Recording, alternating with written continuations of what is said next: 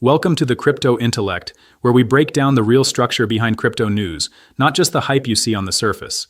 Today we are diving deep into a powerful XRP update that has the entire community talking, because it connects directly to David Schwartz, Brad Garlinghouse, and the ongoing RLUSD discussion that is reshaping how people think about the XRP Ledger. The headline, XRP News Today. David Schwartz XRP bombshell, shocking, is not just clickbait energy. Because what is happening right now is a serious debate about whether XRP still holds its core role if Ripple's stablecoin RLUSD continues to grow. Many investors have been confused, many have been asking questions, and today's breakdown will help you understand exactly what the executives actually said and what it means for the long-term structure of XRP inside the Ripple ecosystem. So stay with me, because this is not about price prediction, this is about how the system actually works under the hood. Over the past few months, a growing concern has spread across the XRP community, and it is not a small one. People are asking a very direct question. If stablecoins like RLUSD can handle payments, settlement, and liquidity, then what exactly is the role of XRP in the future?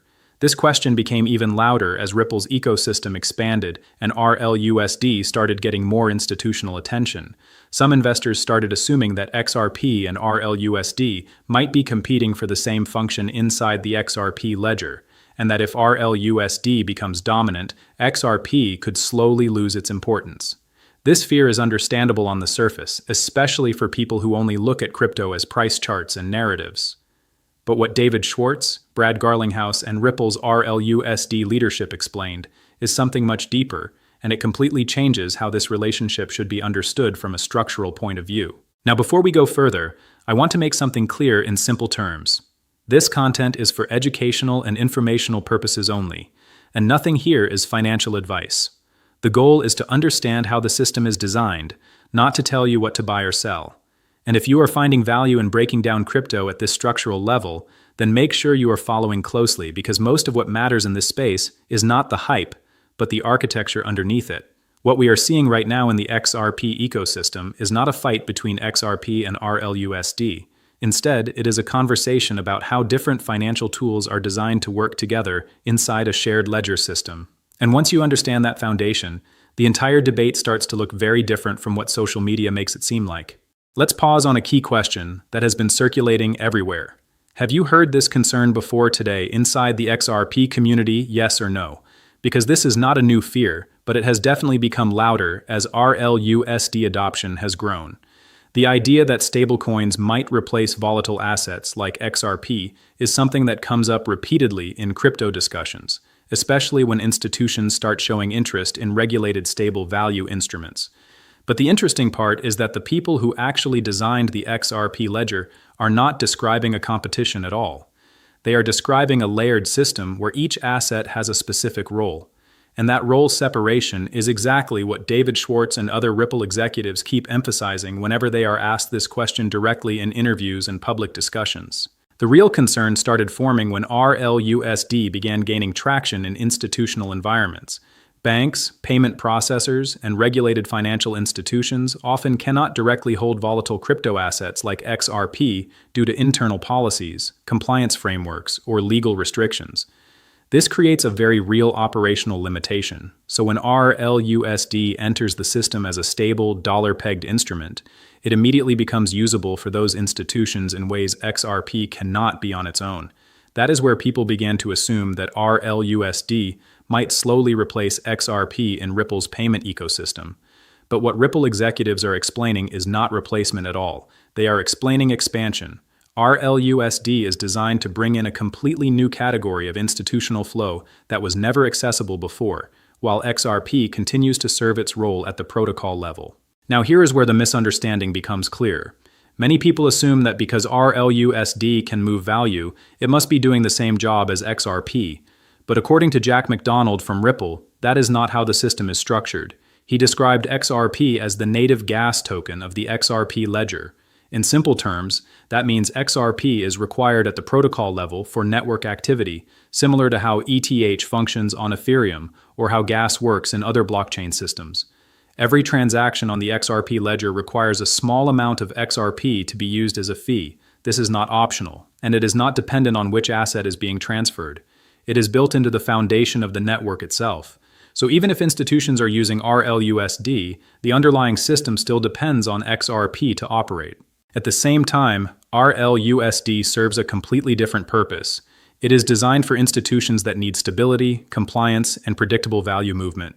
That means banks or financial institutions that cannot tolerate crypto volatility can still participate in blockchain-based settlement systems using RLUSD instead of XRP. This is extremely important because it expands Ripple's reach into markets that were previously closed off. But what many people miss is that this does not remove XRP from the system. Instead, it creates an additional layer of usage on top of the same infrastructure. RLUSD solves the stability problem for institutions, while XRP continues to function as the underlying utility token that powers the ledger itself. Another key detail that often gets overlooked is that RLUSD is not limited to just one blockchain environment. It can exist across multiple platforms, including Ethereum-based ecosystems. But XRP is fundamentally tied to the XRP Ledger as its native asset. That distinction matters because it highlights the difference between a multi-platform stablecoin product and a native protocol-level asset. RLUSD can be issued and used in different environments depending on integration, but XRP is embedded directly into the ledger's structure. That means XRP's role is not something that can be easily replicated or replaced by simply introducing another asset. It exists at a lower, more fundamental layer of the system. Marcus Infinger from Ripple also addressed this exact concern during international discussions, especially when asked whether stablecoins reduce the need for XRP as a bridge asset.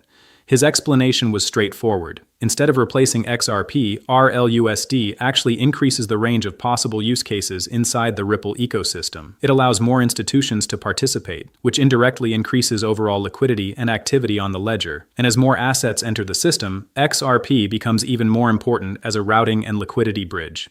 In other words, the system does not shrink when RLUSD grows. It expands, and XRP remains part of the core mechanism that connects everything together efficiently.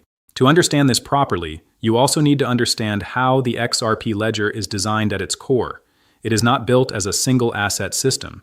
It is built as a multi-asset environment where different types of value can coexist, including digital currencies, stablecoins, and tokenized real-world assets.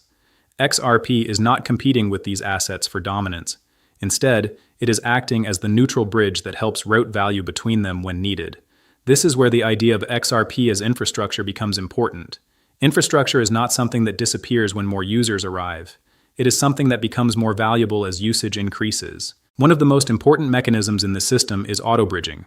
When two assets are traded on the XRP ledger, the system can automatically route the transaction through XRP if it results in better liquidity or pricing efficiency. This happens at the protocol level, not at the user level. The person making the transaction does not manually choose XRP as a bridge. The system evaluates the most efficient path and executes it automatically. As more assets are added to the ledger, the number of potential trading pairs increases massively. Without a bridge asset like XRP, liquidity would become fragmented. XRP solves that problem by sitting in the middle of the system as a universal connector. On top of that, there is also the reserve and burn structure that supports XRP's long-term utility. Every account that interacts with the XRP ledger requires a small XRP reserve. Every transaction consumes a tiny fraction of XRP as a fee, and every liquidity action, including decentralized exchange activity, interacts with XRP at the protocol level. Individually, these amounts are small, but at scale, they become significant. When you imagine thousands of assets, millions of transactions, and global financial activity running through the ledger, XRP's role becomes structurally embedded into the system's operation rather than dependent on speculation or hype cycles. Brad Garlinghouse has also reinforced this structure by stating that XRP remains central to Ripple's long-term strategy. Ripple's payment systems, treasury solutions, and institutional products are all designed around increasing utility and liquidity flow through the XRP ledger. RLUSD is part of that ecosystem, not separate from it. It expands institutional access while XRP continues to function as the core routing and settlement layer. Even developers within the ecosystem have pointed out that while the architecture is strong, real growth still depends on adoption, liquidity, and active development. The system is designed for massive scale, but its full potential depends on real-world usage growing over time. When you step back from all these statements, a clear pattern appears. Every major voice from Ripple, whether technical or executive, is describing the same structure from different angles. RLUSD is the stability and compliance layer. XRP is the protocol-level infrastructure that powers routing, liquidity, and transaction efficiency. They are not competing assets. They are complementary components of a larger financial system designed to handle global value transfer. And that is the real story behind this so-called XRP bombshell. It is not about XRP being replaced.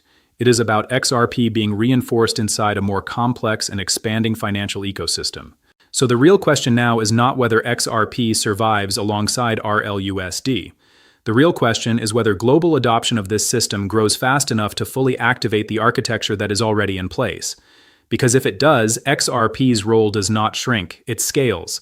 And that is what makes this entire discussion so important for long-term observers of the space. If you found this breakdown useful, make sure you stay connected with the Crypto Intellect, because we will continue breaking down these developments in a way that actually explains how the system works, not just how it sounds on social media.